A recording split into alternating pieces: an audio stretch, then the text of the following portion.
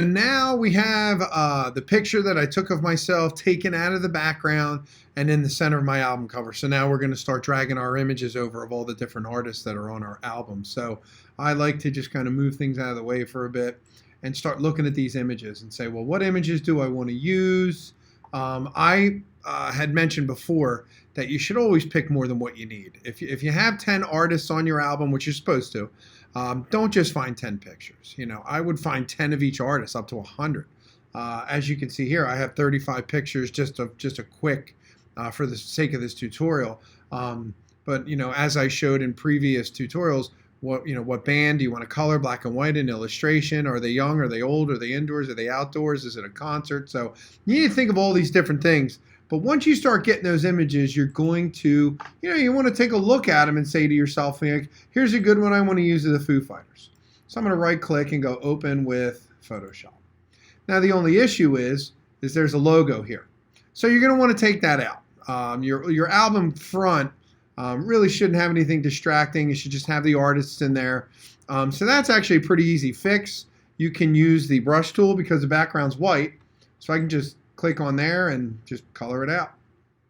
Or you could use your selection tools, like which I totally intend to do for this picture, because great, it's on a white background. It's one of the reasons I chose it.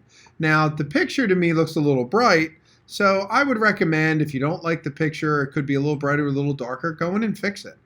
Just because you got the picture from someone else doesn't mean that you can't improve upon it. So I'm going to click and use my magic wand tool. Now, as you can see, the white color is very similar to their skin. So I'm going to kick back on that. It's at 50. Let's do 25. Okay. So let's try it again. So that actually is a lot better. So I'm going to click and select them at 25. And it's not perfect, but for the tutorial, it'll be just fine. So don't forget, if I go to drag this over right now, it's going to drag the white over. So don't forget. And you got to zoom in, okay, to make sure you get everything, like right here. You want to get that. You want to get this. Anything that's not a part of that band that you don't want, make sure you go in. Here's some right here. See how it grabbed a little bit of that? I can use my wand, lasso tool, and hold that option key and reverse and keep adding to it, okay? See right here, I lost some of the fingers, so I'm going to hit shift and add and draw those fingers in. And don't forget, with the lasso tool, you have to finish where you started. Whoop, there's a little bit up there too. Okay. Haha, I did it the wrong way. So I have to hold option because don't forget, it's picking the white background. Okay, so I don't want to include this part. And then when I'm done, I'm going to reverse that selection because, like I said, it's always, when you use that magic wand tool, it's grabbing on the opposite. So now I'm going to go select inverse. And then you'll see that line shows up around them. So now I'm going to go copy. I'm going to paste it in, just like that. So now you're going to start to see these layers start to form down over here on this side. You can go, once again, like I said, make it bigger, make it smaller. It's really, once you get everything dragged over, you can start playing around all you want. But really, it's just about kind of getting everything over. Sure, they'll start here. They may end over here. But as you can see, the way this picture was taken, it's probably going to work better over here. Now, could you do something a little different? You could right-click on here. You could go Layer. And you actually could go in, it's Edit, and go Transform, and you can flip it. Okay, now just be aware if they're wearing any shirts or holding signs or anything like that, it's going to reverse the text. Okay, but there are some pretty cool ways that you can do it. Like I said, you can click and hold on the edges, do some cool distortions and stuff.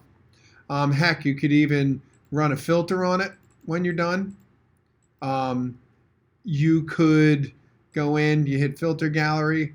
I like to actually run the filter before I drag it over, but you could do it whenever. It doesn't really matter. But let's say I want to do it here. I could go filter and hit filter gallery. And we went through this before. You go, artistic and pick out some cool stuff and then drag that over. And then you could, just add your personal touch to the image that you got off Google. But there's a couple different ways you could do it. But I would just make sure that you go in and start picking your images, what looks good, what doesn't. Here's a really good example too. The artist Sia. So this is for a sad song that I picked. Now, personally, I think this image is a little dark. Now, I could go in and use my levels, okay, which is under image and adjustments, and I could tweak it and say, well, maybe I want it to be a little bit more, could it be more dramatic? Sure. Is it a sad song? But I think it just needs a basic correction. Okay, now that looks pretty good to me, but guess what? I don't want all this background here.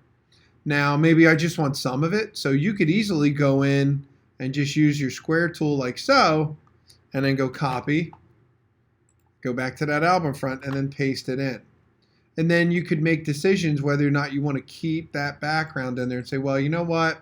I'm not a big fan of the background. Well, get on over to the magic wand tool, and then you can start deleting it. Okay, I don't have the tolerance turned up, but as you can see, once you go in and you start messing with it, you can do that. And then maybe I want to finish it off. I can use the eraser tool and get rid of the rest.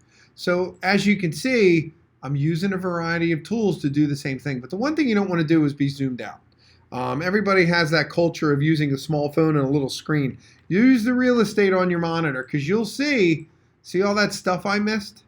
Now, all the way back here, guess what? Hey, that looks great, but not so much when you're going to print this out and show it to people, that you need to get in there and get rid of these, these artifacts or pixels that are left behind, okay?